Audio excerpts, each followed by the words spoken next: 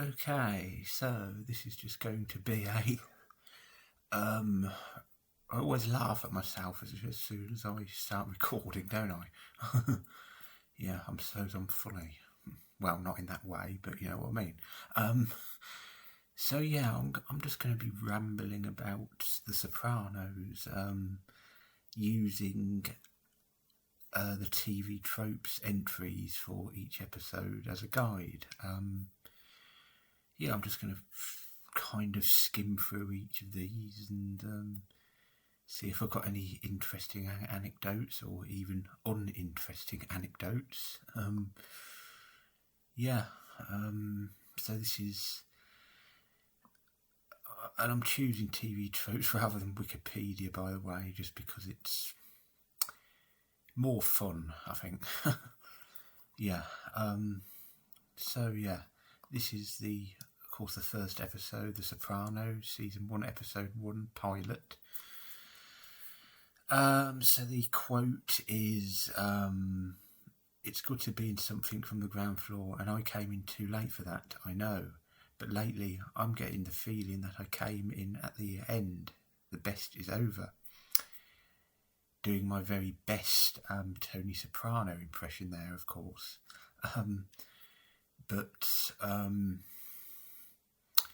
Yeah, so we've got a picture of him, a good kind of representation of the first episode, isn't it? In Malfi's office.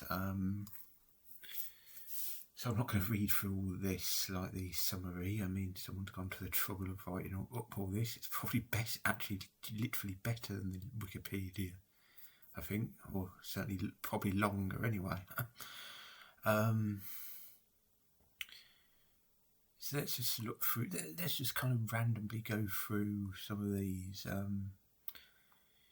So broken ace, Tony, who has the fame, money, women and power to accomplish anything, but suffers from panic attacks and parental issues as the series begins. Yeah, I mean, obviously those two things are a huge part of the series throughout. I mean, even when both of his parents are dead, well, his father is already dead, of course, at the start of the show, but even after Livia dies, he still suffers from parental issues, clearly, and that gets passed down to a significant extent.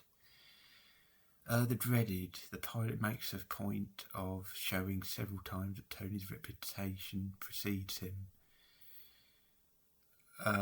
Yeah, I guess that's a good summary. Early bird cameo. Dre Di Matteo is seen for a few moments, an unnamed restaurant hostess during one scene. That could do with an edit, couldn't it, I think? Grammar, whatever. In future episodes, she would gain greater prominence as Christopher's girlfriend, Adriana. So she's not supposed to be... That's interesting. She's not supposed to be Adriana in this episode, then. That's what that implies. Because Adriana does work there later on. The actual Adriana, so that's... Yeah. This was filmed, by the way, a couple of years before the rest of the first season, so they might genuinely have not got Adriana's character down at all at this point. That's something to keep in mind, probably. Early instalment weirdness. I always love these, actually, on anything.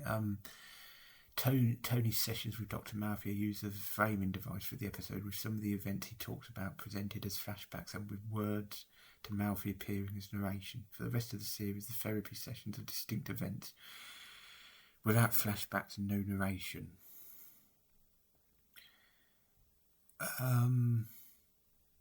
That's not true, actually. There is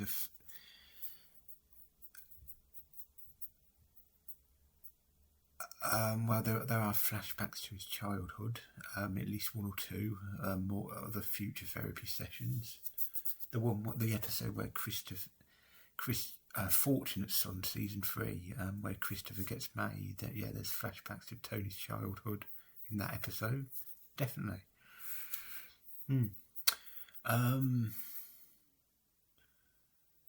So, yeah. No narration.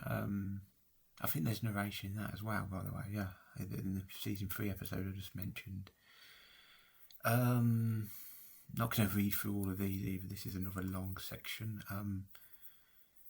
Tony apparently does not regularly conduct business at the Bad of Bing since Sylvia Dante has to tell a waitress that he and his guests get free drinks without charge. Yeah, that's kind of funny given how much of a fixture the Bing is.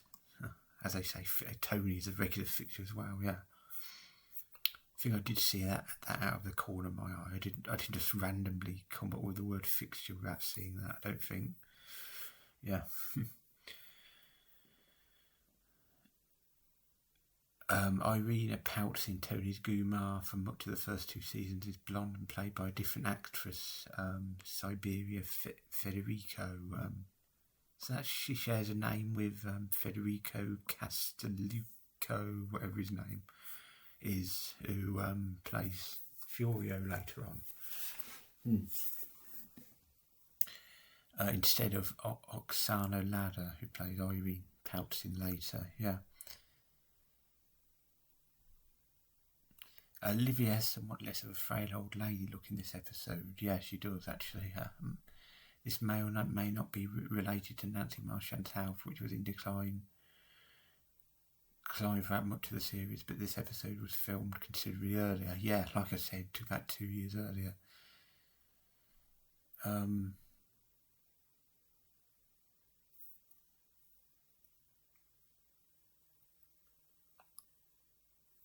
Yeah. Establishing series moment. The very first season of the series are Tony in therapy with Malfi, something which is a key part of the entire premise of the show. Yeah.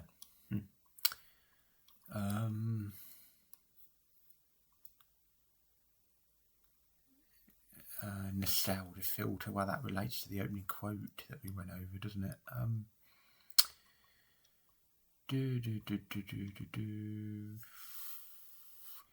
Yeah. So do I have any general comment about relying on all of this, which is very helpful, I have to say. Yeah, I remember having the I remember buying the DVD of the first season, and there was a commentary on it by David Chase and Peter Bogdanovich. And there's also an interview on the DVD set as well by Bogdanovich of Chase, and yeah, a kind of a the whole thing about it is there was an expectation that it could be the only outing of the Sopranos, and that if it didn't get picked up as a series, it would be released as a standalone film. You know, maybe had another hour to it, or half an hour to it. And it would have just been a standalone, one of the many mafia films. Yeah, would have been interesting to see how it would have done. Actually, I mean, it wouldn't have been. It wouldn't have gotten the reputation of The Godfather or Goodfellas, would it? I don't think, but you know, it might have been. Trying to think what's a kind of film that isn't a mob film that isn't quite on the level of those two. Donnie Brasco or something like that, maybe. It was in that Johnny Depp and Al Pacino, yeah. Yeah, it could have been. It could have, you know, it could have gotten like a cult following. You know, I mean, I think Gandolfini always had the charisma to stand out, even in a standalone film. Yeah, that's an interesting counterfactual, I think. I've just come up with that, if I do say so myself.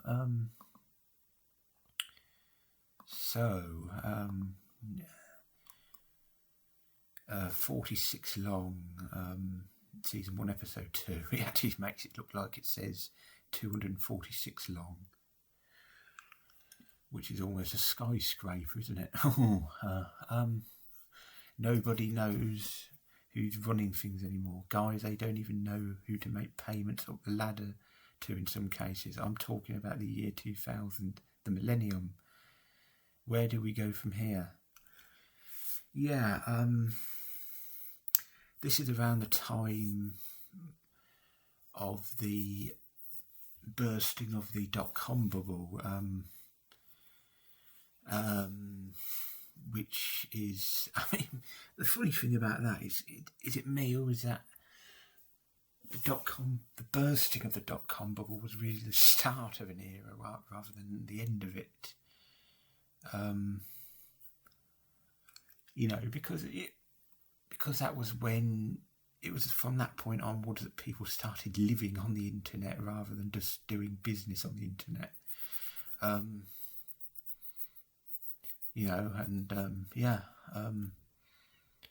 of course we've got this whole AI issue, which is apparently quite kind of similar, because people keep saying that bubble is going to burst any time now, but you know, we'll see. So yeah, what else do I want to say? Oh yeah, of course the whole crude thing about the millennium. You know, that suddenly the years have two in front of their, you know, at the front of them. Some kind of as a psychological effect, I guess. You know, crude psychological effect. You know, but yeah.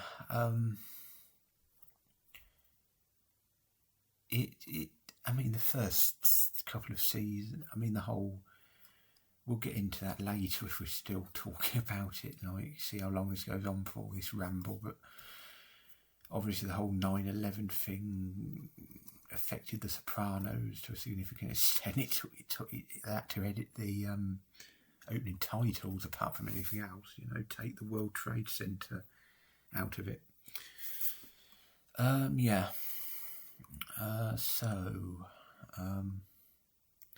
See what entries they've got here. Camp Gay. The two car thieves are a couple of effeminate gay lovers.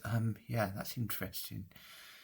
I always forget about them, actually. I think one of them's an Asian guy, and I think another one's an African American, if I remember rightly. Yeah, they're very, very similar, actually. The setup where they go and find them at their house is very similar to when Furio and his sidekick turn up at the house of Sean and Matt, or Matt and Sean. Yeah, they're sort of hanging around in their underwear, you know, two young guys. Yeah, that's kind of, I don't know if there's any intention in that. You never know with the Sopranos, right? The Sopranos and David Chase and whatnot, what their intentions are, you know. It's yeah, it's kind of interesting, I think.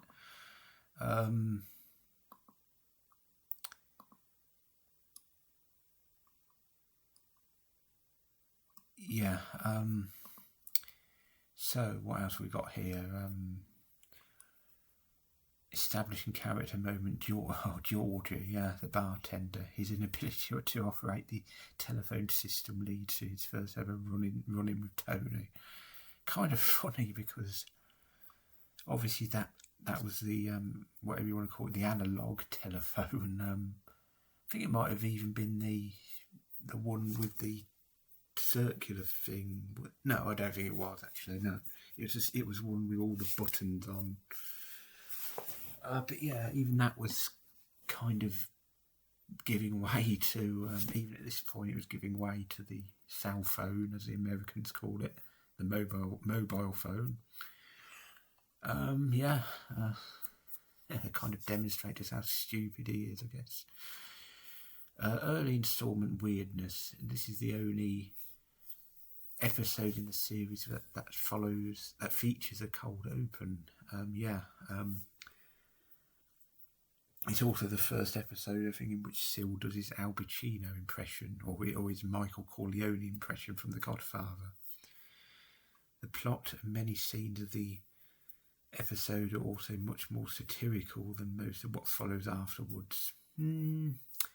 I guess blatantly satirical, yeah. There's always a dry satire throughout all of it, I think, but yeah. Grumpy old man, Uncle Junior. Tony even lampshades it by offering him a DVD player so he can watch Grumpy Old Men, yeah. That's not the wittiest ball breaking of balls, is it? But yeah, he comes up with better ones than that, doesn't he, Tony? Reasonable authority figure, Jackie. Celia, that is, yeah. And therefore the rule of drama indicates he must exit the stage through terminal cancer. Well, I guess. Yeah.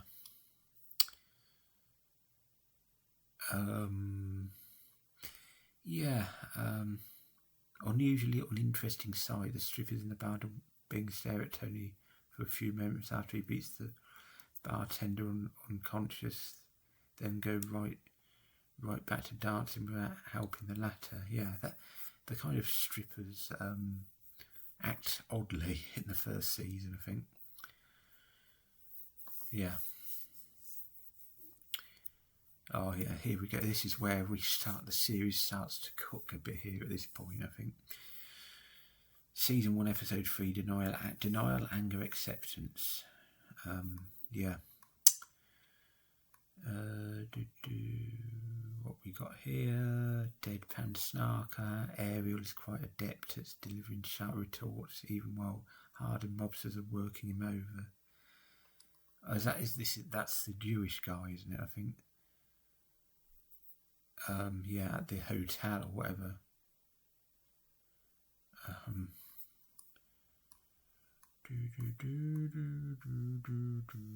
Obnoxious in-laws, how Shlomo and his son-in-law Ariel regard each other.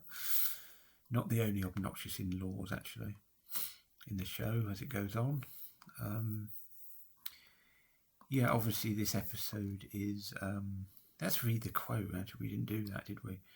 So Tony says, if this shit's for nothing, then why do I got to think about it?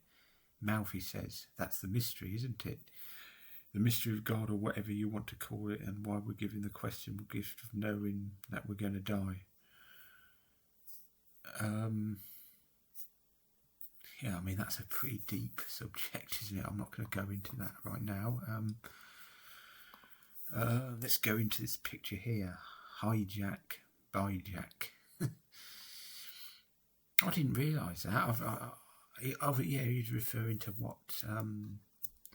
what's his name? Brendan did, didn't he, earlier? That's why he's got whacked. But I thought he said hijack as in high space jack, not hijack, one word.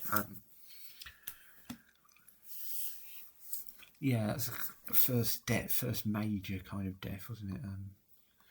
Sort of set up Mikey Palmisi as the main villain, I guess, for the season. Well, I guess that was Junior, really, wasn't it? But Mikey, I feel like they didn't use Mikey as much as they should have done, really. I mean, he's almost a bit too much of a sidekick. He should have been kind of pulling Tunis strings more. That would have been fun, I think. But anyway, yeah. So season 1, episode 4, Meadowlands. Wonderful screenshot here. This has been used in a lot of merchandise, I think, and yeah. Sometimes it's important to let them have the illusion of being in control. Dr. Jennifer Malfi again, yeah. Of course, as it goes on, he basically uses her as almost as a consigliere. If that's the way of putting it, probably not the female. There's probably a female word for that, isn't there? Female equivalent or whatever. Yeah. So what we got here then? Oh, another early instalment weirdness, yay.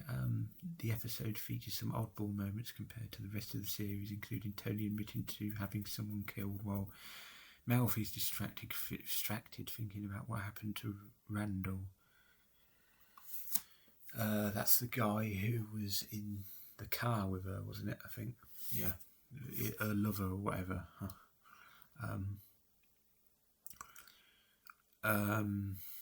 Yeah, that is weird, isn't it? He makes a point of not doing that later on. Definitely not doing that. Speaking of which, Junior not making a fool of himself at a funeral. Yeah, there's actually an episode in season 5, isn't there? Is it Where's Johnny? Where Junior. That's basically most of the episode is Junior going around various funerals, making a fool of himself. Yeah.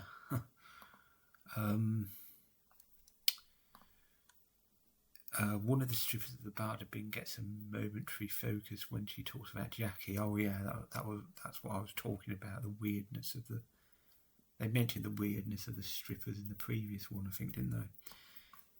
And several shout-outs to The Godfather and Scarface, including wry commentary on their meaning.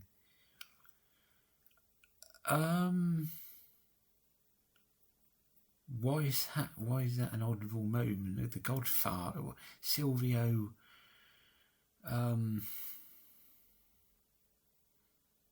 Silvio, quotes Michael Corleone, not regularly, but certainly multiple times more after that.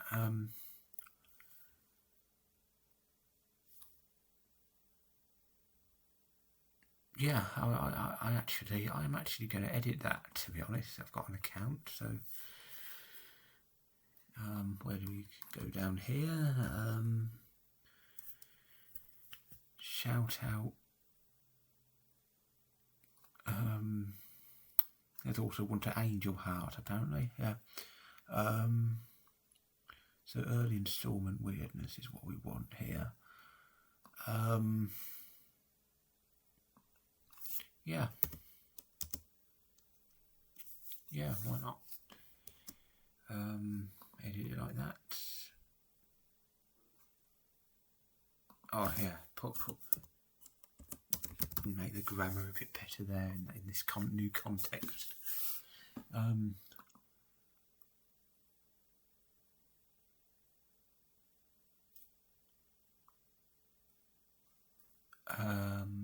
Just checking that. Yeah, sorry. So yeah.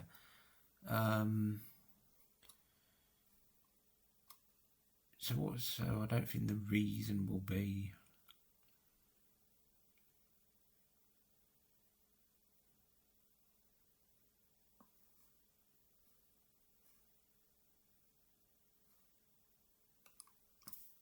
Yeah, I don't think any of those covers the reason, does it? So I'm just going to say,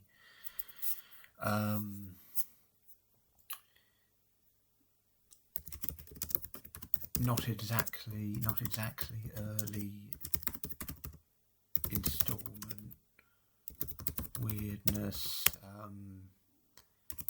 Silvio, for example. Oh, hang on.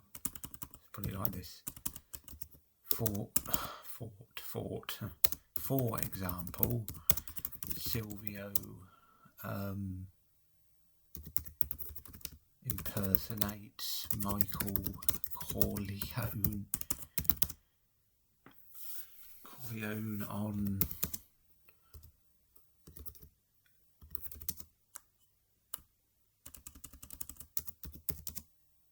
multiple occasions across the series. Yeah.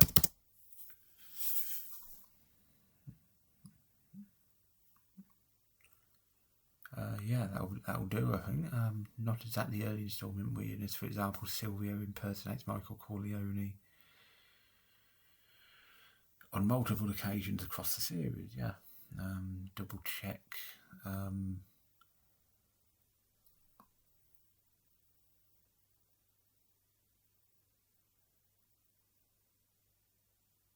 Yeah, that's all. Yeah, that seems all well and good, actually. So let's confirm that, and that will be edited.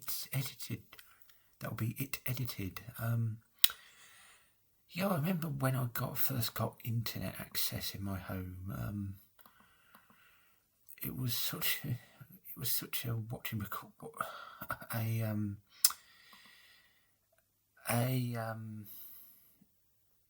boost to just to be able to edit Wikipedia was a boost, having that kind of influence, very limited influence, but influence nonetheless.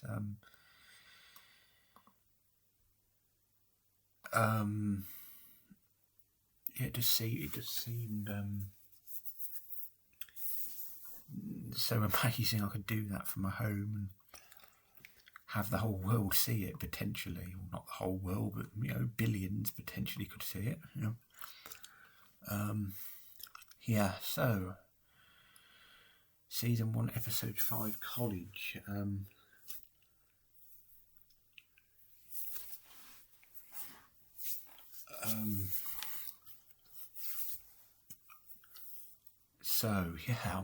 I kind of lost a word at this one, because this is sort of the big launch pad. It's seen as anyway.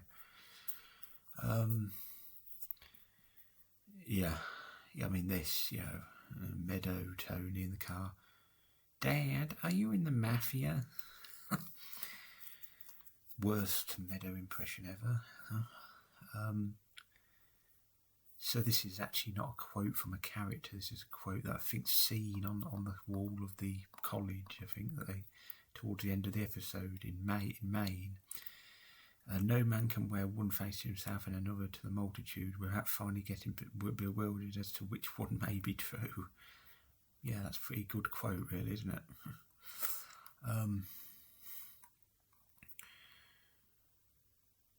So, establishing series moment. I guess we've got to go over this, given what kind of episode it is. While on a college tour with his daughter, Tony sneaks away to murder a former associate who betrayed the mob. As the first time he murders someone on screen who was no immediate threat to him besides, this firmly establishes that in spite of his sympathetic qualities, he is ultimately a villain protagonist through and through. As executives fought this development, arguing that it would turn off viewers. Instead, the opposite occurred, with the delicate balance between the cast's villainry and humanity becoming the show's main draw. Well, I wouldn't say they had all that much humanity, did they?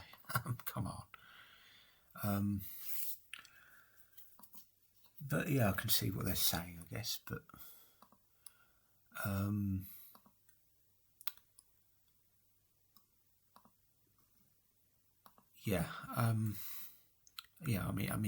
they're complex characters. I'd say. A day in the limelight. Meadow gets one in this episode. This is a bit of a stretch for this trope, isn't it? I mean, Meadow gets quite a few episodes, which is a big focus, really. When she goes off to Colombia and all that, there's a few there, and there's one stuff with Finn as well,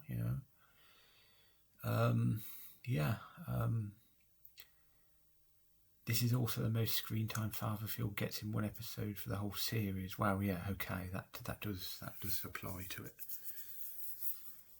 Yeah, do I make an edit here? Right, take this. No, I don't think that's quite off enough, is it? But yeah.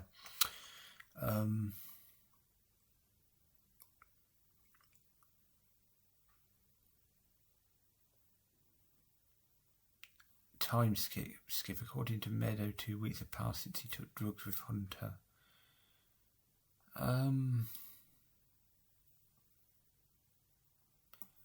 Well, they didn't show her taking drugs with Hunter, do they? So I don't know if that applies either. Or no, hang on. Was that in the previous episode? Or one of the previous episodes, possibly, isn't it? Yeah, possibly. Yeah, it's always interesting to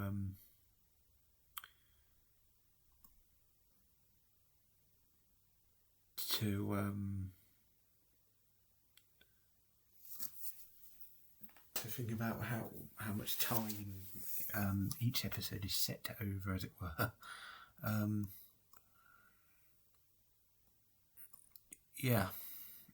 So this episode, I've got to think of one or two more anecdotes of this episode. I remember remember, this is a real anecdote. I remember watching this episode once, not for nowhere near for the first time, but I had a bottle of Fuller's ESB. Not the first time I had that either, but yeah, one of my favourite bottled beers I've ever had. Actually, it's kind of a stronger version of London Pride, a more flavoursome version of London Pride as well, I think. Yeah. But anyway, I remember drinking that, watching this episode, and it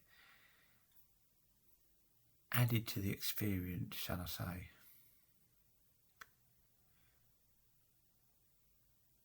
Yeah, yeah, that's.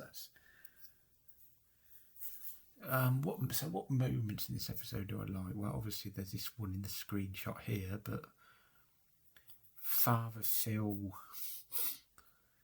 Oh, the one where Father Phil.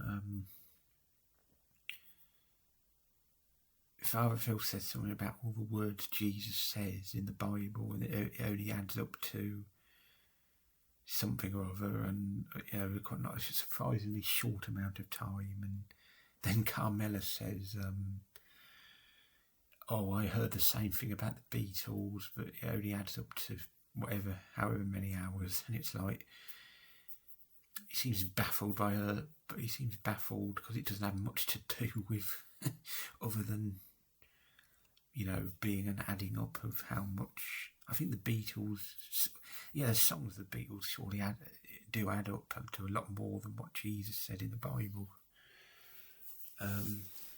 What Jesus says in the Bible, almost certainly.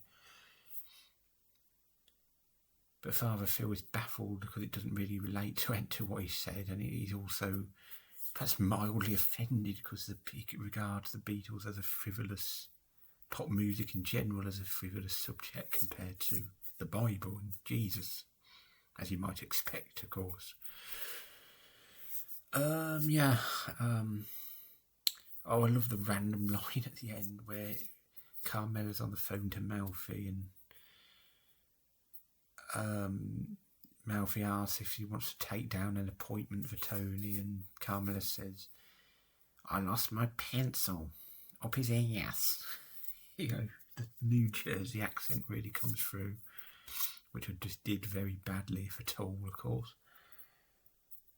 And Carmela getting her own back on Tony, when she tells him about Father Phil staying the night, and then Tony, of course, pulls her legs about it, and then Carmela says, "Oh, your therapist called," and then his face just turns on a whim like that. So upon hearing that, and he's like, "Carmela, I can explain it," or whatever he says. Actually, I think I prefer the whole stuff at the home. Actually, slightly. Yeah, I mean that's sort of more interesting because you sort of know what's going to happen with this Febby guy, don't you? As a great moment it is, as a great establishing moment it is, you kind of know what's going to happen, don't you? I've done the first 5 episodes. Might do more. Well over half an hour actually. I've rambled. I'm not gonna. I'll do further ones in the series. I think starting off in the next one from the 6th episode, which is Pax Soprano. So that'll be it for this episode, and thanks for watching.